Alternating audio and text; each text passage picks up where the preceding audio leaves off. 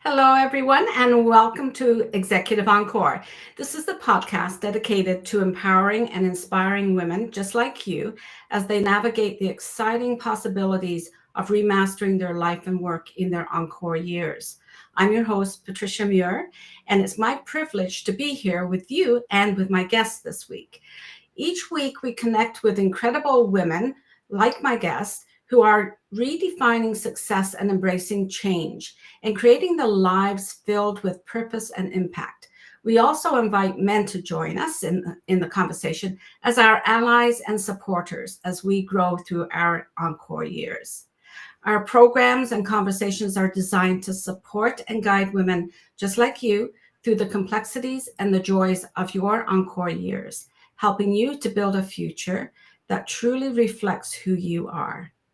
Today, it's my pleasure to welcome a special guest, Sandra Rives. Sandra is a transformational authenticity coach and therapist with over 18 years of counseling experience. Known for her deeply intuitive yet practical approach, Sandra empowers women to reclaim their boundaries, rediscover their voice, and lead with unapologetic authenticity. And that's what we're going to be talking about today. So, blending evidence based therapeutic frameworks with soulful coaching, Sandra guides her clients through profound personal transformations, helping them to shed conditioning, embrace self trust, and step boldly into their power. Her work is a testament to the belief that our greatest power comes from our deepest authenticity. And I'm so excited to dive into this topic with her today. Sandra, welcome to Executive Encore. Thank you, Patricia. It's an honor. Thank you for the opportunity. Oh, it's my honor, actually. Thank you for joining us. The pleasure is all mine. Your work is so deeply aligned with what our listeners are experiencing. That is the transition from a structured and demanding life and career to something more personally defined. Let's start with the concept that you introduced me to, and that is about what I found incredibly powerful, and that is what you call the silent erosion of self. Can you Yes. explain what you mean by that and how women can begin to process of the process of reclaiming their unique self underneath or beneath the conditioning? Yeah, the silent erosion of self actually starts from a very long time ago, since we were in childhood.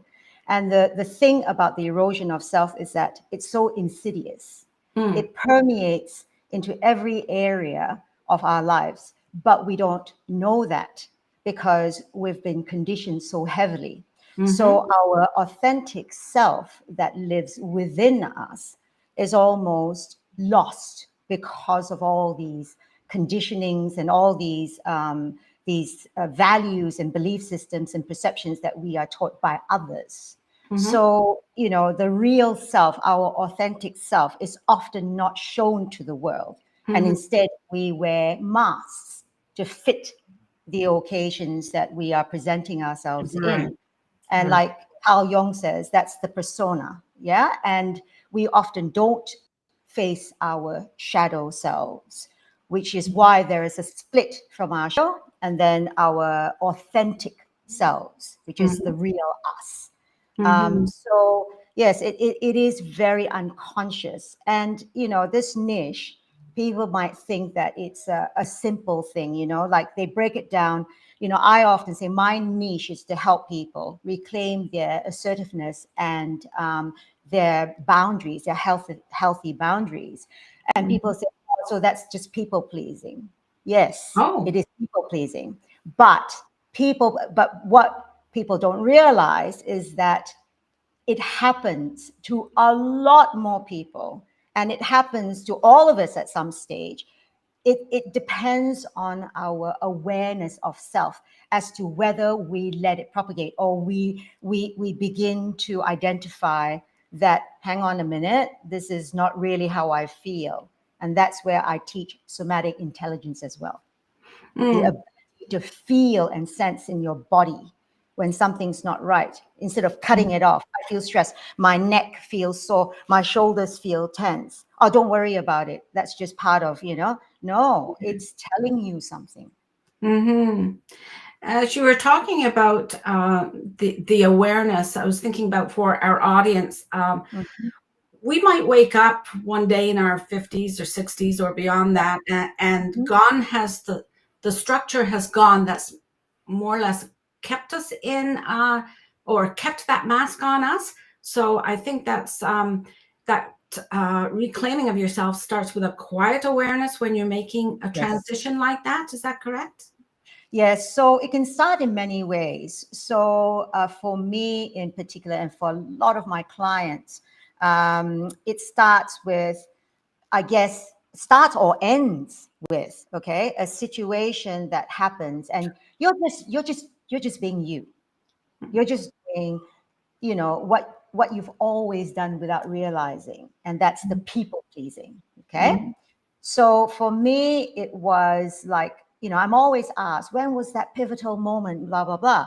The pivotal moment was when I discovered that there was a couple who was really close to me, and they had asked me to do something way beyond what normal people would ask. But I did it. I did it because, at the time I wanted to be a good friend. I wanted to be someone who was reliable to them, someone they could count on.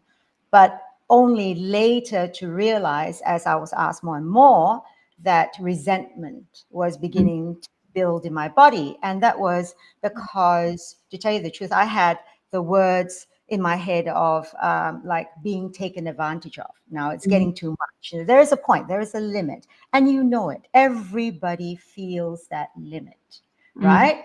But Mm-hmm. it's whether you're so conditioned to push beyond that limit and go, "Ah, I'll just do it, what the hell, but, and that's what I did, only to find that I resented them. I resented myself. I was really angry. um, I actually did sort of confront them a little bit, and tried to explain myself, and to no avail. So that's when it made me stop and really think. But you know what's more profound than that? It was not just that incident. That incident was a catalyst or whatever, Yeah. but was, once you realize and you look back into all those times that you've just people pleased. And there was some really significant moments in my life that I chose, and I'm not proud to say this, to stay small. I silenced myself in meetings. And the funniest thing about this was the fact that it was all about my product. Can you imagine that? But because I didn't feel enough, I felt like a fraud, okay? Because I managed to do something that I didn't have any training in, I didn't have any experience in. I'm actually talking about my passion project, Red Opium by Sandra Rives. It was a ready-to-wear fashion collection that has gone overseas. And in fact, one of my modest collections is in Miami. Okay, but Mm-hmm. the thing is, it was a passion project. This who you're talking to now. This is what I love: coaching and counseling. It's always been me. It's innately me. Okay, but those were, and that was one of the passion projects that I felt that I had to prove. Again, I had to do these various businesses to prove that I was more than. Mm-hmm. Oh, okay. Yeah, my father's voice was always in my head, uh, like, prove to me, so Mm-hmm. that's what I did. And because I had managed to do that project successfully, but without a lot of know-how, so not no training, no experience, okay, it was as though I was a fraud, even though I was doing it beautifully. So I silenced myself because the inner confidence was not there. And I allowed people to step over and above me. And now looking back, I just think, oh my God, what was I thinking at the time? But this Mm-hmm. is happen to you or anybody, like I'm talking about generally men and women, particularly women, okay, um, when you are not living in your authentic, aligned self, and you don't have those healthy boundaries, Mhm. and you feel almost as though your voice is not enough. Mm. It's insidious, Yeah. and I think people need to be more aware. Yeah. So there's quite awareness. I can see this as being like when you have that awareness, it's like a gentle excavation. And I think you mentioned that to me. It's not a demolition, it's like a gentle excavation. And I just love how that's phrased. It removes the pressure to have it all figured out. This leads perfectly into the role of boundaries. And I'd like you to talk a little more. We do hear about boundaries quite often now, but I think there's some misconceptions there. You call them the gateway to authenticity. So, talk a little more about why boundaries are crucial in this gentle excavation that we're talking about, especially for women who have spent their lives and careers being accommodating to other people and other things. Okay, so I'm going to put it in a very simplistic way. Okay, so imagine that there's your inner house. Okay, so there's your self worth, it's inside you. Okay, so that's your inner architecture. So Mhm. the blueprint are your values, like values, belief systems, perceptions, all those things. Okay, so they create the foundation. Now, in a normal house, right, you would have structures that would protect your house, like walls and a door, a solid door, and some people even have an extra gate, right? So, we live in the house, we're protected. And for people who have healthy boundaries, we have one key, okay?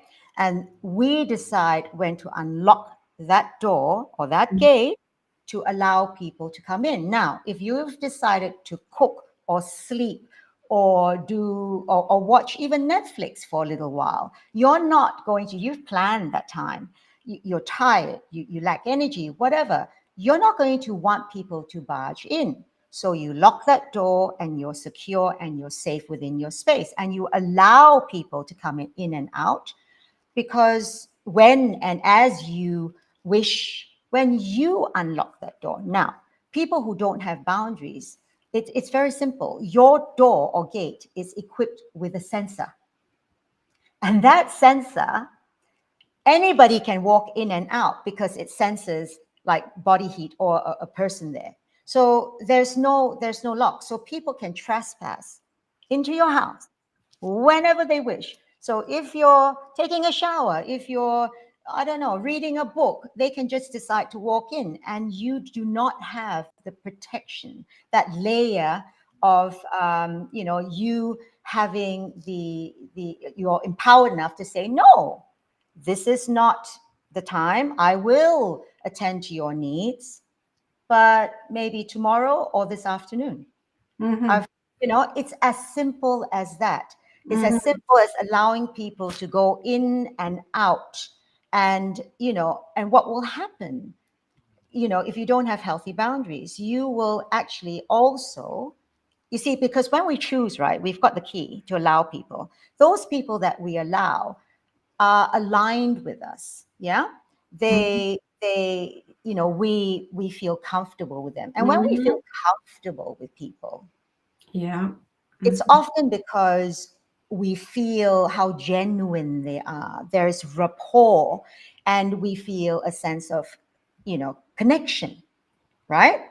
So not having boundaries and allowing anybody to come in and out, even people who are not aligned with us, okay, who we don't really feel comfortable with, Mhm. but we've learned to put this mask on. Let's say if they're work people, this mask on, or if they're neighbors, this mask on. When we talk to them, we allow them to come in, Right. and then what happens? You get tired, you get resentful of yourself and them, and you don't invite aligned relationships. Mm-hmm. Mm-hmm. And Now, that is simply simple as that. Sorry. Oh, go ahead. Yeah, I was just going to mention like the different types of healthy boundaries. So like there's the physical that I think many of us can relate to, and Yeah. especially when we are comfortable with people, Mm. even those physical boundaries, it might be more comfortable speaking to them about it versus someone we're not comfortable with. But there's also the emotional boundaries as well, Yes. and even the boundaries around our soul, right? Correct. So, and it's not just people, is it? Like it's boundaries. You mentioned Netflix. Like I think of Netflix sometimes, like sometimes when we binge, right? We get onto a topic that's not good for that healthy boundary that we want to set up for ourselves. Like Yeah. we want to have a calm life, yet we're watching something that's very hectic or very like crime shows or something like that, Yeah. right? When we Mm. get so it's not just about people and physical boundaries, it's those healthy boundaries that we set for ourselves. And uh, the more often that we honor those boundaries, the more self-trust we are building within ourselves, correct? Yes, very, very much so. Whatever, you see, this is the thing, it's self-awareness. Once you are aware that these boundaries, who create, I mean, if you were the one who created or did not create the boundaries, lack of, or you have too many boundaries. So it all begins with a quiet self-awareness. Yeah. So you pause, you reflect, and then you reframe. And if necessary, you sit in the discomfort of your truth. Mm-hmm. It's when truth comes up for us, it's emotions, feelings. It's not often comfortable Mm-hmm. because we're not taught to sit in that sphere and really feel and digest those feelings. No. So it's becoming aware. But my course, like I've got two courses. One is Unapologetically Me and Unapologetically Rising, which is a shorter course. Now, the Unapologetically Me is it's about, I've structured the course in such a way that we go back to the foundations, to the root cause of, I feel that when people understand when, why, and how, they've developed certain values, perception, beliefs, conditioning, the inner Mm-hmm. child trauma, the voices that we hear that perhaps are not us, like the voice of a primary caregiver, mom, dad, or whoever. Yeah. That's when conditioning starts, and that's the erosion of self, and so on and so forth. And that's when lack of boundaries begin, because children, we crave attachment. It's survival.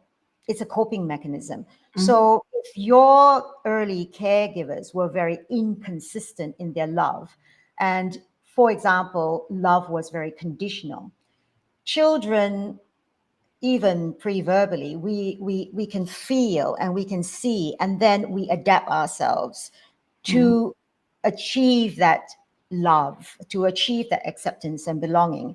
Because without belonging, we'll die. As children, we don't have the know-how to survive. We depend on everybody. Mm-hmm. And the thing is, it's often very sad because when we reach out to these adults for a belonging or love, it's often conditional, and especially for women. When there's different sets for women, different set of rules for women, different set of rules for boys. Boys, be assertive, be ambitious, go for it, speak your mind. But for girls, no, be nice, be gentle, be ladylike, you need to care for people. Don't be selfish, and then we internalize these aspects and these so-called belief systems, and we grow, and it doesn't serve us sometimes in our adult world, but we're not aware. And this is the thing, self-awareness is the start of everything. Mm-hmm. um, and we once we're aware, that's when the reflection begins, and we learn to filter. So it's a filtering system of what works for us now in our, in these very important years of our life, when we've already achieved skill sets, we've already achieved lived experiences, vicariously and through ourselves. We've achieved training. We've got all kinds of qualifications. Mhm. You know, we've gone through relationship, friendships. We've done a lot, and Mhm. this is the time when we pivot, like you say, and we reset, and we can, because all we need to do is not to, we reclaim our inner self, our Mhm. authenticity, then we lead more purposely. Good. Good. Understand? Yeah, I think we begin to realize that in this time of our life. Some Yeah. of us get the message fairly quickly, or others are still a little concerned. And here's one of the concerns that you've spoken to me about, and that there is a myth that boundaries push people away. Mm-hmm. Um, you support the truth that boundaries don't create distance, they actually create clarity, and that relationships that crumble, especially at this time of life, uh, is when you set boundaries that weren't respected. Uh, they they were never respected, and that's why those relationships change, because it was rooted in compliance, similar to what you were saying about conditions, right? So you think of some friendships that there was a condition that you be available, but now you want to take back that time. And like I have a boundary for myself that is Sundays are non-negotiable. So, Mm-hmm. that's time for myself. That's time for my home, to make sure that my home is set up as a sanctuary for that day and supports me during the week. So it was difficult at one time to express that particular boundary to a person, especially if we had a long weekend. This friend would say, well, you can have the Monday as your non-negotiable. And I had to explain to her that no, my Sunday is my non-negotiable. I don't negotiate with myself. I don't negotiate with anyone else. That's what my Sunday's about. So it did cause a little bit of a rift, which was unfortunate. But then I realized that the boundary that I had, it crumpled because it would crumble if I did not stand up for myself, first of all. And actually, that person was not honoring my boundaries. So that told me something about that particular person that I hadn't noticed before. But it was when I Mm. asserted that boundary, I realized it was all about what she wanted to do, not about, Correct. and she wanted my company to do it, right? So that's fine. That's what friends are for. But if a friend has a boundary, like, let's honor her boundaries, right? So I went off on a little bit of a rant there. But could you address this about the myth of boundaries that push people away? Yeah. So, okay, I want to go back to you and your podcast. Okay, so you gave me, okay, your guests and all your guests, certain rules, right? You told us to do certain things, to prepare this, to prepare that. Now, there was a lot of clarity, all right, and those were, for lack of a better word, your healthy boundaries of what to do, what not to do. You're trying to give us instructions and explain you don't want this or whatever it is, right? So suddenly, what happens? A person like me, I respect that. I understand you. You're clear.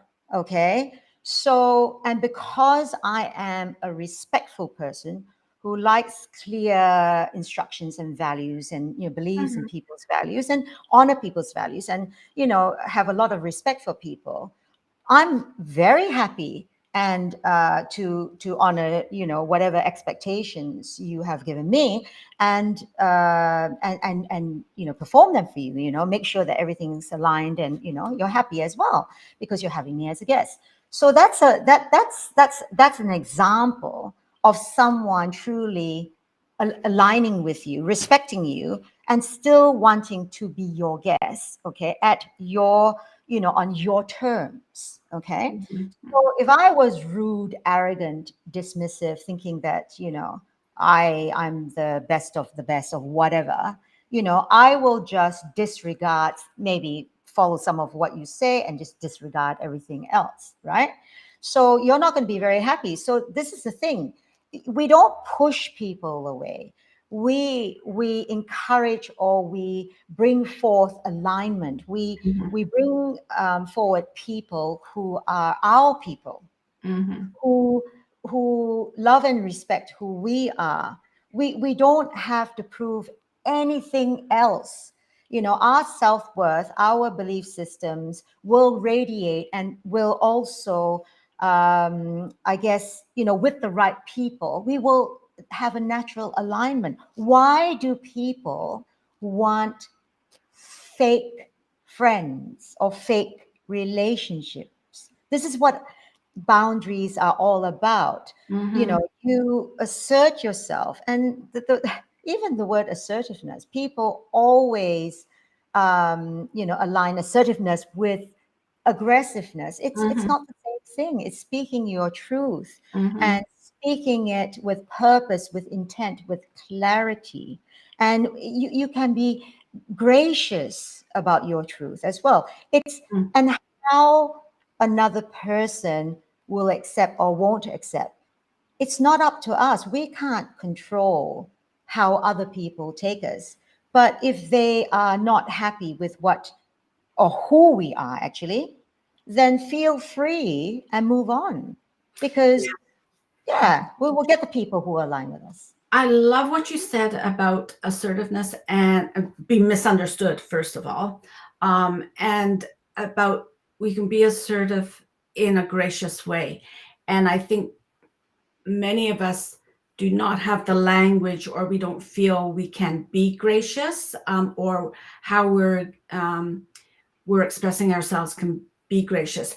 And so I think that's a great place for us to talk about how we would work with someone like you. So Mm. I just want to, it's such a powerful note. I just want to give you a few points on my takeaways today before we go on. And that is the key insights that I'm taking away today. First of all, it's important to reframe that gentle excavation rather than it being a demolition of ourself. It's an awareness and a gentle excavation. The other one is that setting boundaries. They're not walls, but they are. You mentioned it. You mentioned a gate. You mentioned a key. So it's Oh, a gateway to honoring our own worth, right? And finally, that expressing our healthy boundaries in a gracious way gives us an edge on authenticity. I think all those things are aligned very well. So I want to thank you for being with us today, Sandra. And I just want to have a chat with the listeners for a moment and say, thank you for joining us today as well for another episode of Executive Encore. Please subscribe to Executive Encore wherever you get your podcasts. I'd be so grateful. Here's my gracious request. I'd be so grateful if you could leave a review, because that is going to allow us to share this kind of information and these topics with other women like you in our community. For more resources to join the conversation, please visit my website, read the blog, tell you a little more about, this week I'll be compiling a blog based on what Sandra has been talking about. And then on Sunday, Sandra will be featured again along with the video on November 30th in the newsletter for subscribers and members. Also, you can still contact me by email for information about the new membership and community, Executive Encore Network for Women. And we're providing our very best chapters of our lives we're proving our best chapters of our lives are yet to come, not providing. But Sandra, again, will be featured in the weekly blog and in the newsletter. When you subscribe to the newsletter, you will also receive VIP access to resources from other guests, but Sandra's resources as well. So Sandra, I know you have an offer that you want to present to anyone who's watching. So it's the general population, but I just want to let subscribers and members know that there's a special offer for you when you go into the newsletter this week. So Sandra, please let us know what you would like to offer to the listeners today. Okay, so I've got a kit. It's called Unshakable Boundaries, Unapologetically Me. So if they would like to know, I give tips, daily tips, and also I give sort of more information. It's mini training actually on assertiveness and setting healthy boundaries. Now, all you have to do, all your listeners have to do is just email me at info@sandycoach.com, and I'm sure you'll be providing that information. I will. Yeah. And they will get the information, which might prove helpful for a lot of people who are either not aware or are struggling at this period in time. So that's my gift to your listeners. That's very gracious. Thank you very much. And as I mentioned before, Sandra's also let me know that she'd like to offer something special for my subscribers and members. So you'll be able to see that in the Sunday newsletter on November 30th. All links, Sandra's links and my links, they'll all be in the show notes. And so remember, this is where your Executive Encore begins. This is where you start to live, work, and lead differently with self-trust, which can be complemented by our own personal work on healthy boundaries. So until next time, take care of yourself, do what's best for you, and don't jeopardize what you've built for yourself. Bye-bye.